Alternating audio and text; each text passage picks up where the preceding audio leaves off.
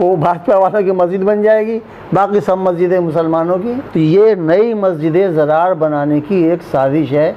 दोस्तों आदाब है, मैं अनीस अहमद खान हिंद वॉइस से आपसे मुखातब हूँ। मेरे साथ हैं सहाफ़ी, उर्दू की बड़े सहाफ़ी अनीस दुर्रानी साहब। आपके खैर मकदम है अनीस दुर्रानी साहब हिंद वॉइस में। शुक्रिया। दुर्रानी साहब एक बात बताइए, आप कांग्रेस के बड़े करीब रहे हैं और तो उसके साथ इस पॉलिटिक्स में, जो देश की पॉलिटिक्स में भी बड़ा आपने करीब रहे हैं कांग्रेस के, लेकिन कांग्रेस के साथ आपने राष्ट्रीय पॉलिटिक्स कहना चाहिए, पूरे देश की पॉलिटिक्स की है, गली मोहल्ले की नहीं की है, माफ़ कीजिएगा। मैं आपसे पूछना चाहूँ कि मुसलमान जो है कई पार्टियों से जुड़ा, उसने सबसे पहले तो कांग्रेस पे यकीन किया, धोखा खाया, इसके बाद समाजवादी जनता पार्टी का साथ दिया, धोखा खाया, समाजवादी पार्टी, वहाँ लालू की पार्टी, सब जगह उसने साथ दिया, किसी भी के साथ भी साथ दिया तो धोखा खा के एक तरफ हो गए।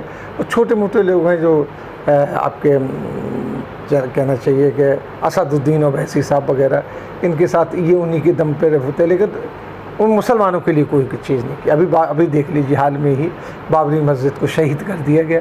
कोर्ट ने जो चीफ जस्टिस थे उन्होंने जो फैसला दिया, मैं सुना है कि मस्जिद गिराई गई जी जी, लेकिन वहाँ उन्होंने विश्व हिंदू परिषद की जो थी उसको ज़मीन दे दी, मंदिर बनना शुरू हो गया। पहली बार हुआ है कि आस्था की बुनियाद पे कोई फैसला, आस्था की बुनियाद पे फैसले हो रहे हैं। उसके बाद मुसलमानों को एक जगह दे दी कि वहाँ मस्जिद बना लीजिए, जो अभी से झगड़े की जड़ हो गई है। अब बनेगी तो क्या होगा क्या नहीं होगा, तो ये मुसलमानों के साथ ही क्यों होता है इस तरीके से। और एक ना एक जो ये पार्टी है एक शगुफा छोड़ के चली जाती है, क्योंकि जो मस्जिद की जगह देखिए आगे चलिए बड़ी ख़तरनाक होगी मुसलमानों के लिए। क्या राय है आपकी? मेरी राय इस बारे में बहुत वाज़ा है। ये बिल्कुल वैसे ही मस्जिद है जैसे हज़ूर अकरम हज़रत मोहम्मद सल्लल्लाहु अलैहि वसल्लम के ज़माने में मुनाफिकीन ने मदीने शहर की हदूद से मदीने शहर के बाहर एक मस्जिद तामीर करी थी, ताकि मुसलमानों में एक दरार पैदा हो जाए। और जो जिस मस्जिद के अंदर हजूर का क़याम था उसकी अहमियत कम हो जाए और लोग यहाँ नमाज़ पढ़ने आने लगे। और उन्होंने मस्जिद बनाकर, बहुत शानदार मस्जिद बनाई, और मस्जिद बनाकर वो हजूर के पास आए और अर्ज़ किया कि साहब वो ये एक मस्जिद है, हम चाहते हैं कि इसमें पहले आप इसमें नमाज़ पढ़ा दें, ताकि अब ये इसमें शर पता उनको मालूम थे, अगर हजूर ने इसमें नमाज़ पढ़ा दी तो ये तो फिर पाकज़ा हो जाएगी और हमेशा के लिए मुतबर्रिक हो जाएगी। तो हजूर के पास वही आई उस वक्त और उन्होंने दुश्मन की पूरी साजिश बताई। तो आप ख़ुद वहाँ सहाबा कराम के साथ तशरीफ़ लेके गए और उन्होंने जाकर उस मस्जिद को ढा दिया और उन्होंने कहा कि नहीं, जो मस्जिद है वही मस्जिद, ये नई मस्जिद कोई अभी नहीं बनेगी यहाँ पर मदीने में। तो ये जो हुकूमत की साजिश है, एक उस मस्जिद का नाम था मस्जिद ज़रार, सुआ से मस्जिद ज़रार। तो ये नई मस्जिद ज़रार बनाने की एक साजिश है। इसमें आप देखिए कि जो सारे लोग शामिल हैं वो सारे लोग किसी न किसी चैनल से बीजेपी के गुलाम हैं, बिल्कुल है, गुलामों में जो हेड के से लगा के, जो उसका चीफ एग्जीक्यूटिव ऑफिसर है, उसका सेक्रेटरी, सारे के सारे जो हैं बंधवा मजदूर हैं बीजेपी के। जी जी। तो मैं समझता हूँ मुसलमान को उसमें नमाज़ पढ़ने जाएगा ही नहीं, ना मुसलमान उसके लिए कोई चंदा दे। ये तो एक वो बना रहे हैं, जो बना रहे हैं बना लो, उससे क्या फ़र्क पड़ता है। मस्जिद तो वो जगह है जहाँ मुसलमान जाके अक़ीदत के साथ सरबसूद हो, लेकिन तो वो तो नहीं होगा। हाँ, इससे नहीं होगा। ये सिर्फ एक फितना पैदा किया जा रहा है। और एक तो अब ये लग रहा है कुछ दिन के बाद भाजपा वालों की मस्जिद जो है वो भाजपा वालों की मस्जिद बन जाएगी, बाकी सब मस्जिदें मुसलमानों की। नहीं, एक चीज़ बताइए कि इस तरीके से ज़मीन दान दे के और मस्जिद इन्होंने ऐतिहासिक, हम उसको ये नहीं कहते, ऐतिहासिक मस्जिद थी, हिस्टोरिकल मस्जिद थी, मोन्यूमेंट को गिरा दिया। इस तरीके से तो और भी कंट्रोवर्शियल विवादित मस्जिद है। काशी विश्वनाथ की मस्जिद जो है, जो ज्ञान वापी मस्जिद है, ईदगाह मस्जिद, उनको तोड़वा के कहेंगे कि फलानी जगह ज़मीन दे दी, आप वहाँ बना लीजिए। आप शुरुआत कर रहे हैं, तो आप क्या ऐसा इसमें क्या सोचते हैं? नहीं, बिल्कुल, मैं ये बिल्कुल इत्तेफाक करता हूँ इस बात से कि ये एक शुरुआत करी है कि भाई एक मस्जिद बनाकर ये देखा, ये पैमाना नाप रहे हैं कि मुसलमानों पे इसका क्या रिएक्शन है, मुसलमान इस मस्जिद के किस किस्म की गर्मजोशी का इज़हार करते हैं। मगर मैं समझता हूँ कि जो सही माने मुसलमान है, कोई वहाँ उस मस्जिद में जाएगा ही नहीं। लेकिन कुछ लोग तो बहुत खुश हैं। नहीं, वो जो खुश हैं तो वो तो मैंने आपको बताया कि बीजेपी के वक्त हैं जो मुसलमान ऐसे हैं, जैसे ये हुए सिराज कुरैशी जी हुए, वो सुरेश वाला जी हुए, ऐसे सारे मुसलमान। हालांकि अभी उन्होंने ये साबित कर दिया, ये सब लोग पुराने वफादार हैं बीजेपी के, लेकिन अब उन्होंने जफ़र इकबाल को नया मेंबर पार्लियामेंट बनाया जी, यूपी से राजस्थान। इसका मुसलमान मतलब फेस जैसा कह रहे हैं उसको, जैसा मुसलमान उनको चाहिए था, ये उससे भी मतलब वो उनको मतलब का मुसलमान मिल गया। इन पुराने मुसलमानों को बीजेपी ने भी रिजेक्ट कर दिया। अच्छा गुलाम नबी, वो सब माफ़ कीजिएगा, ये जो नकवी वगैरह की क्या, नकवी साहब तो देखिए ना, इनके यहाँ सैयद शाहनवाज हुसैन एक बड़ा नाम हुआ करता था जी, जिसने बेचारे ने बहुत खिदमत करी बीजेपी की। उस ज़माने में जब इनके 2 मेंबर पार्लियामेंट हुआ करते थे, वो इनकी उमा भारती जी की उंगली पकड़े पकड़े फिरते थे सारे के अंदर, और जीत के भी आया था। और जीत के भी आए। मुसलमानों ने दायरा ये सोचा कि यार चलो, उस वक्त मुसलमान की सोच ये थी कि शायद हम बीजेपी में जाएं तो कुछ इनके रवैये में तब्दीली आएगी। बहरहाल शाहनवाज साहब ने बड़ी खिदमत करी, किनारे बिठा दिए गए। तो कहीं नाम भी अच्छा, अब उसके बाद एक की तो ज़रूरत थी इनको, तो वो उन्होंने नकवी साहब को वो कर दिया जी। अब इनको एक सुन्नी मुसलमान की तलाश थी, सुन्नी जमात मुसलमान। हाँ, तो उसके लिए ये जफ़र इस्लाम को लेकर आए। क्योंकि हाँ बिल्कुल सही कह रहे हैं कि यूपी में जो उन्होंने पॉइंट किया वो भी सब शिया है। हाँ, वो शिया है। हाँ, तो ये एक इनकी साजिश है। उसको ठीक है, देखेंगे मुसलमान, खुद देखेंगे।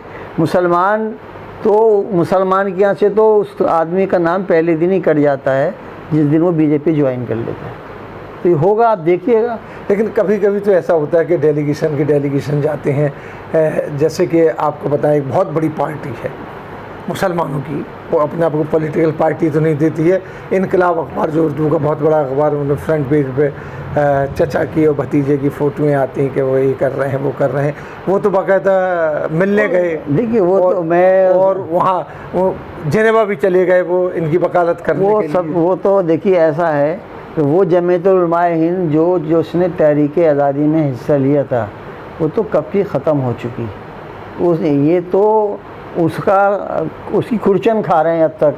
दूसरी वजह ये है कि ये बेचारे सब जो हैं फंड इनको आता है गैर ममालिक से, और इन्फोर्समेंट डायरेक्टरेट जो है वो इनको कंट्रोल कर रहा है। उन्होंने इनको धमका रखा है कि तुमने कुछ अगर वो करा तो ये बिल्कुल बेचारे अभी अपने माल और ज़र के बंदे बन गए हैं, अपने माल और ज़र में लगे हुए हैं। एक ने शाहजहाँ अपने आप को ज़िंदा रखने के लिए शाहजहाँ बादशाह बन गए, बैठ गए। जगह जगह वो कहीं मकान फ्लैट वगैरह जो फिसाद होता है वहाँ एक एक कमरे के वो फ्लैट बनाकर, और वो भी चंदा होता है, वो बना के कहते समझते हैं कि मैंने मुसलमानों की खिदमत कर दी। वो एक हैं चचा साहब, वो जो हैं ये सारी चीज़ें जो भी मुकदमात मुसलमानों की देखने की ठेकेदारी उन्होंने ले ली है।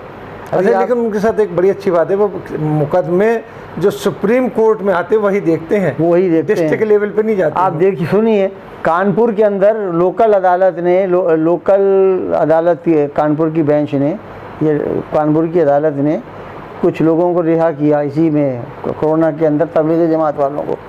ये जनाब चचा पहुंच गए, कर लेंगे इनका सारा रिहाइश का बंदोबस्त, हर चीज़ का बंदोबस्त, सफ़र का बंदोबस्त हम करेंगे। लेकिन वो कानपुर के मुसलमान बहुत समझदार हैं, उन्होंने सोचा कि ये रोटी दे के और बोटी लेने की बात होगी। तो उन्होंने जनाब हमने अभी तक जो कुछ भी करा है वो करा, और आगे भी हम करेंगे। आपका बहुत बहुत शुक्रिया। अच्छा, उन्होंने इन लोगों को जो इनको रिहा कराया था कानपुर के लोगों ने कोशिश करके उसका क्रेडिट खुद लेना चाहते। तो ये चीज़ें चल रही हैं। ऐसी जमात इस्लामी को आप देखिए, कोई बयान नहीं आया न सीए के बारे में न किसी चीज़ के बारे में, इसलिए वो तो आरएसएस के बड़े गठबंधन, वो तो जब जो इमरजेंसी के ज़माने में इमरजेंसी के ज़माने में उस ज़माने में ये भी जेल के अंदर थे और वो भी जेल के अंदर थे। बीजेपी के सरबरा, उसके संघ परिवार के सरबरा, उनका नाम था, मेरे इस वक्त जेल से निकल रहे हैं, वो भी थे। तो वहाँ से जब से निकले जेल से, बाला साहब देवरस की बात कर रहे हैं क्या आप? बाला साहब देवरस की नहीं, उसके बाद और जो एक और दूसरे हुए हैं। अच्छा, चलिए, बहुत मशहूर नाम है वो भी। उसके बाद से जब वहाँ से ये निकले हैं तो इन्होंने तमाम लिटरेचर छापना बंद कर दिया अपना, समझिए। ये अकामत दीन की बात करनी बंद कर दी। ये तर्जुम, इनका सबसे अच्छा काम जमात इस्लामी का ये था कि ये इस्लामिक लिटरेचर को हिंदी के अंदर छापते थे। बहुत बड़ा काम था और मैं बड़ा इसका दिल से कदर करता हूँ जी। मगर वो इनसे पहले के लोग थे, इन्होंने तो धेड़ा भर कुछ भी नहीं करा है। ये सिवाय ये कि खामोश बैठे रहते हैं, प्रेस रिलीज़ें भेजते रहते हैं, हमको ये करना चाहिए, हमको ये होना चाहिए। अमली मैदान के अंदर ये कुछ नहीं करते। आपके कहने का मतलब जितनी भी मुसलमान जमातें हैं वो एक किस्म से अपना खर्चा पानी चला रही है, अपना खर्चा कौम की कोई खिदमत नहीं कर रही। और जहाँ तक सियासी जमातों का उनके नाम से ही खा रही हैं। हाँ, और सियासी जमातों की ताल्लुक़ ये है कि मुलायम सिंह यादव ने समाजवादी पार्टी की तरफ घसीटा। मुसलमान तो बेचारा कोई उसकी खैर ख्वाही की बात करता है, दिल से बेसिकली भोला है मुसलमान, वो फ़ौरन उसकी तरफ रुजू कर लेता है, अच्छा भाई ये हमारे हमको हुकूमत देने के मतलब। लेकिन होता क्या है कि 9% यादव हुक्मरान बन जाते हैं और जो 15% मुसलमान है वो तो ऐसे मुसलमानों को करना क्या चाहिए? देखिए, आखिरी सवाल मैं आपसे करता हूं। मुसलमानों को करना ये चाहिए भाई कि मुसलमानों को अपने, एक तो ये कि अपने आप को, नई नस्ल को सबसे पहले, जो मैं सबसे बड़ी इस वक्त परेशानी महसूस कर रहा हूँ, और सब चीज़ें बाद में आती हैं। आज बाज़ाब्ता तौर पर आपके घरों के अंदर ये बीजेपी के लोग घुस रहे हैं, आपके बच्चों को वरगला रहे हैं। अब आज कल ही परसों स्टेटमेंट आया है कि इसका योगी जी का, यूपी के मुख्यमंत्री का, फौरन तौर पर सख्ती के साथ लव जिहाद से निपटा जाए। अब मुझे बताइए सर, लव जिहाद कहाँ हो रहा है? लोगों का हाल तो ये है कि चना कैद साले दरबंदे दमश्क के यारा फरामोश करदंदा इश्क, यानी इश्क करना ही भूल गए थे लोग। इस वक्त कौन लव जिहाद हो रहा है? लेकिन वो मुसलमानों को हिट करना है तो उन्होंने ऐसा बयान दिया कि जैसे लग रहा है कि बेशुमार तादाद में हमारी गैर मुस्लिम बहनें जो हैं वो घर आबाद कर रही हैं मुसलमानों के साथ। इसका कोई जवाब, झूठ का तो कोई वो है ही नहीं। तो ये कहने का मतलब कि ऐसे बहन जी ने भी करा। बहन जी ने जब हुकूमत के अंदर आई तो मुसलमानों को सिवाय कि भाई उसी जगह खड़ा कर दिया जहाँ दूसरे उनके लोग खड़े होते हैं।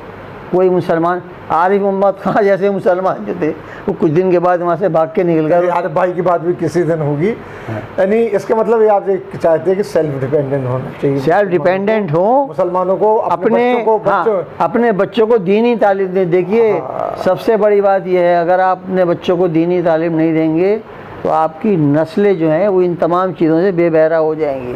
आज बहुत बहुत शुक्रिया आपका कि दीनी तालीम भी देना चाहिए, दुनियावी तालीम भी देना चाहिए, मॉडर्न तालीम भी देना चाहिए, तालीम हर किस्म की देना चाहिए। सर सैयद का इसमें आप देखिए कि उन्होंने एक यूनिवर्सिटी कायम की थी, वहाँ से जो बहुत बड़ा कंट्रीब्यूशन है, उसकी रोशनी में बच्चों को आगे बढ़ना चाहिए। बहुत बहुत शुक्रिया दुरानी साहब आपका। इसी के साथ हम लेते हैं विदा। अगले में फिर किसी वक्त अनीस दुरानी साहब के साथ हाजिर होंगे, तब तक के लिए दीजिए हमें इजाज़त।